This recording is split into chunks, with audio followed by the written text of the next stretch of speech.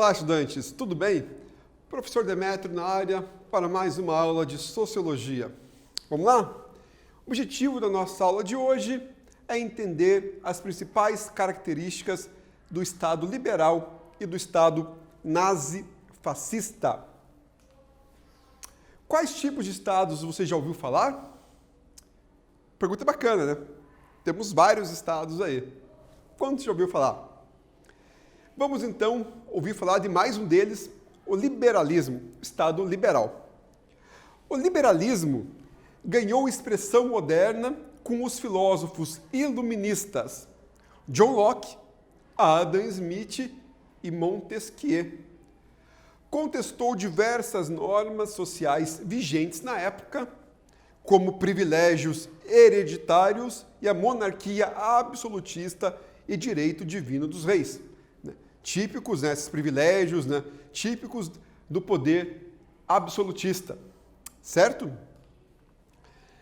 E um dos grandes intelectuais, ideólogos do Estado liberal foi John Locke. Através do contrato social, ele dizia que cada homem tinha direito natural à vida, à liberdade e à propriedade. O governo jamais poderia violar esse contrato social. Então, para Locke, o direito à vida, o direito à liberdade e à propriedade deveriam ser direitos, inclusive, de manutenção do Estado em relação a isso. O Estado não poderia violar isso daí. O Estado, muito pelo contrário, tinha que garantir aos cidadãos essas questões. Certo? Já Adam Smith, podemos dizer que ele é o pai do liberalismo econômico. Em sua obra A Riqueza das Nações, ele vai descrever bem a sua questão do liberalismo econômico. É uma questão muito fundamentada na ideia de prosperidade do Estado liberal, ao qual os indivíduos interessados impulsionam o crescimento econômico, o lucro e as inovações tecnológicas.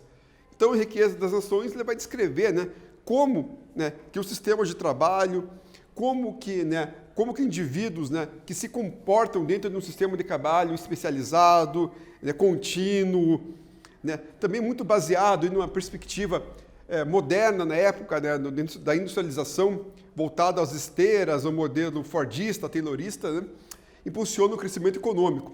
E com isso, geram demais muito lucro, pela quantidade de materiais, aí, de produtos colocados no mercado e também, automaticamente, com a questão salarial um pouco mais defasada e também, com as ideias de inovações tecnológicas que vinham em constante crescente, desde meados do século XIX.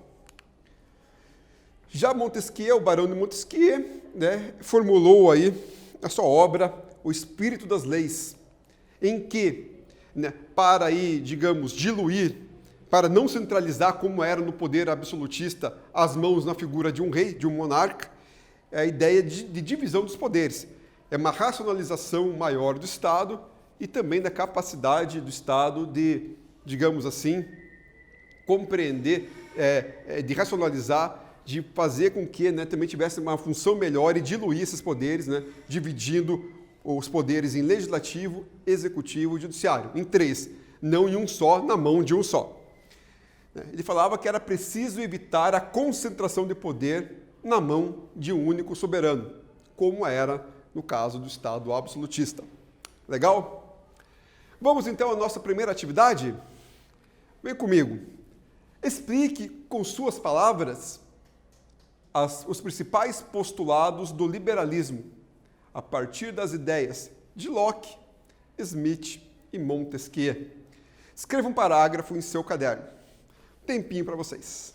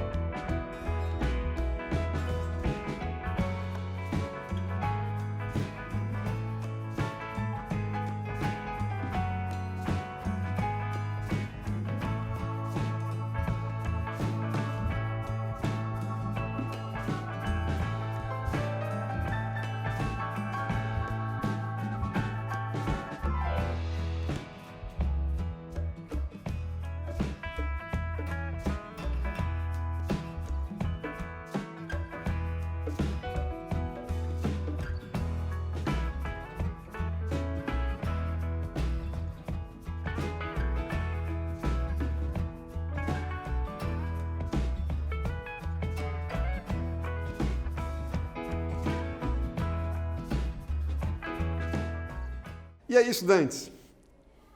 Responderam essa? Vamos então compreender uma resposta? Então, a resposta de vocês tem que ser baseada nos 3 referenciais teóricos, tá certo? Entre os postulados do liberalismo, destacam-se a ideia do contrato social e o direito à vida, à liberdade e à propriedade privada para John Locke. As ideias do liberalismo econômico, de Adam Smith, no qual os indivíduos interessados impulsionam o crescimento econômico, o lucro e as inovações tecnológicas. E, por sua vez, a ideia de divisão dos poderes defendida por Montesquieu. Também é uma outra base do liberalismo. Que resposta legal, né? Vamos lá? Vamos continuando, pessoal? Compreender um pouco agora sobre o fascismo. Né?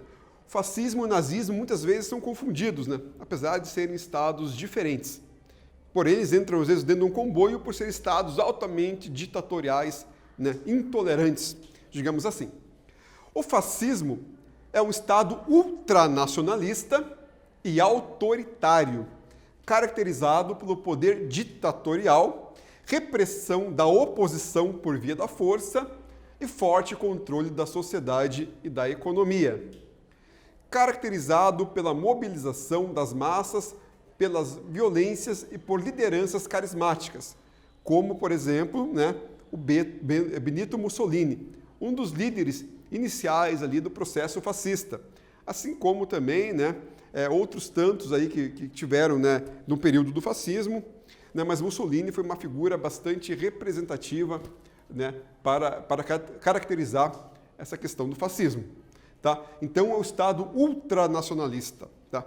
Não confundir, né, com esquerda ou direita, né, com essas perspectivas que hoje parece que se colocam num comboio só. Né? E nem um Estado nacionalista também. O Estado ultranacionalista, muito autoritário, tá? Bastante violento. Características do fascismo. O Estado é baseado no nacionalismo, né, nesse caso, né, do ultranacionalismo, o nacionalismo exacerbado, né, de uma tentativa do monopólio de uma força da Itália ali, né, onde acontece o fascismo, né, de uma concentração de poderes e forças dentro da própria Itália. Totalitarismo, quer dizer, é uma imposição, líderes totalitários, impositores, né, que tentavam, por meio da força, né, impor sua própria vontade. Era uma ideia de partido único. Quer dizer, quando você tem partido único, você já compreende bem o totalitarismo, não se permitia a oposição, né? Qualquer forma de oposição era veementemente cortada, certo? Culto ao líder, tinha um culto muito forte às lideranças, em especial ao Mussolini, né? Figura mais representativa, né, dentro do fascismo italiano. Era anticomunista. Veja que interessante, né? Às vezes se confundem nazismo, fascismo e comunismo como coisas iguais. Não, muito pelo contrário. Né? Comunismo é uma perspectiva soviética. Né? É uma outra ideia de Estado, é uma outra representação. Aqui, na verdade, tinham ideias anticomunistas, até assim se dizendo, né? Mas também não ficava muito claro, né, a questão, né, do chamado liberalismo ou do capitalismo. Assim.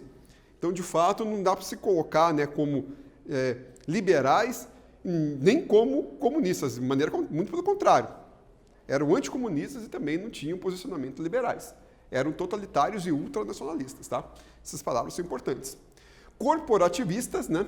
Claro, porque existia dentro das instituições, da instituição italiana, fascista, né, uma linha de representações e corporativismo entre suas lideranças, né, que se congregavam os poderes entre essas figuras.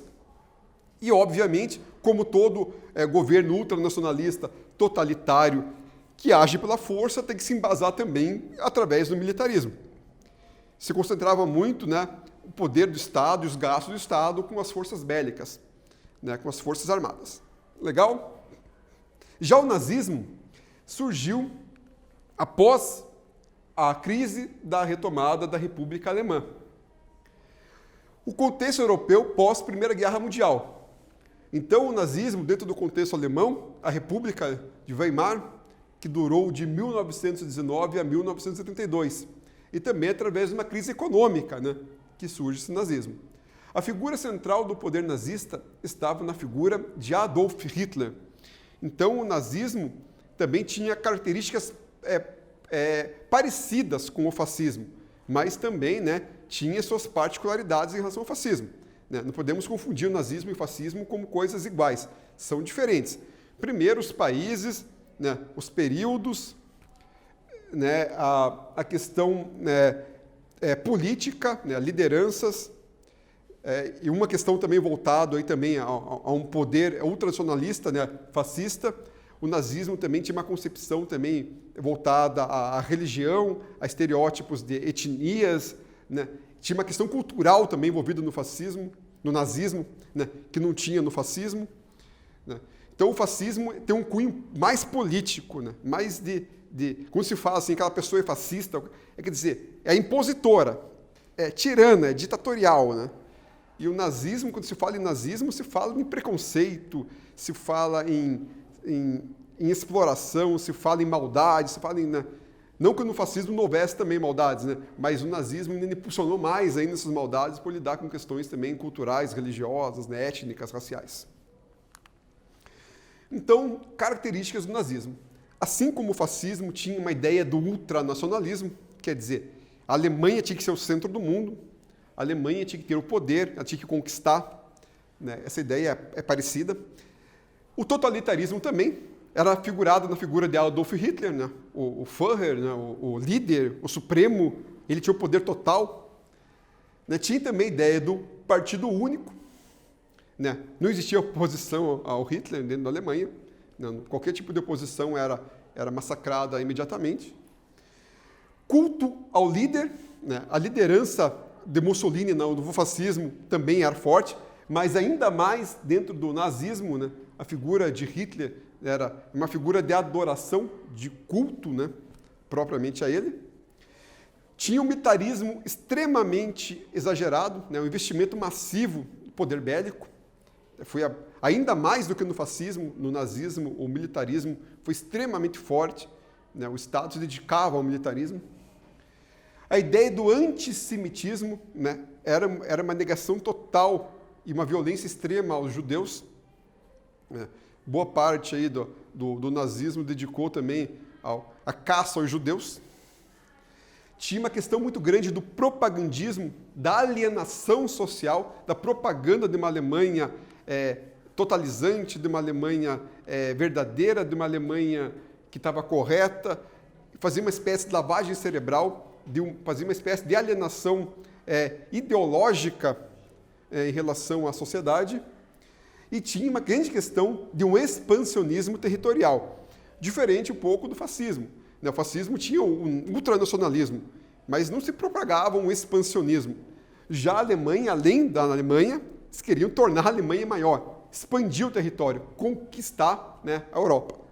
Basicamente a Europa. Então essa é uma questão bem importante. Tá?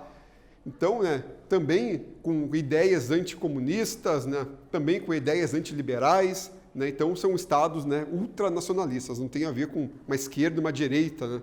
Então, são mecanismos, às vezes, estruturas que a gente fala que são erradas. Certo? Vamos a mais uma atividade, pessoal? Cite e explique ao menos 3 características do nazismo e fascismo. Escreva um parágrafo em seu caderno. Tá? 3 características, né, do nazifascismo, né, e escreva no seu caderno. Legal? Tempinho para vocês fazerem.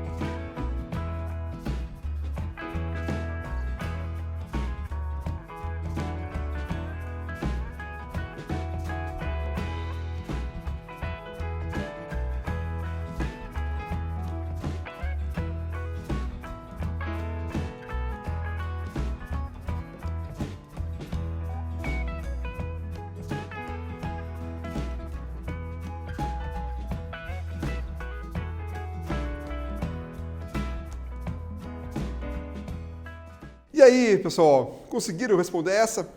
Estava mais tranquilo, né? Estava bem de boa para responder, porque as características são bem explícitas, né? Então, você deveria, nessa resposta, né, enfatizar que os pontos em comum do fascismo e do nazismo são numerosos, né? Entre as características, podemos citar o totalitarismo, o controle total sobre amplos aspectos da sociedade, da política, da cultura, da religião, do pensamento e o desrespeito aos direitos humanos. Então, de fato, tem muitos pontos em comum.